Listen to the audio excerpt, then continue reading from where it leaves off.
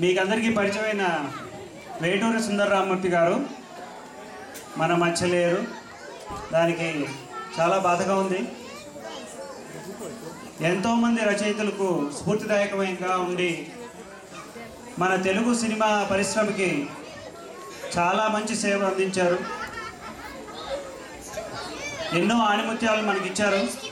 The most popular ఆరేసుకోబోయి పారేసుకున్నాను హరి హరి అందరికీ తెలిసే ఉంటుంది.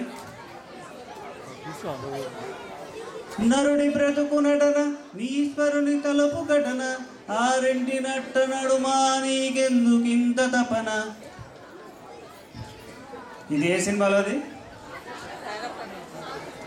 సాగర సంగమం.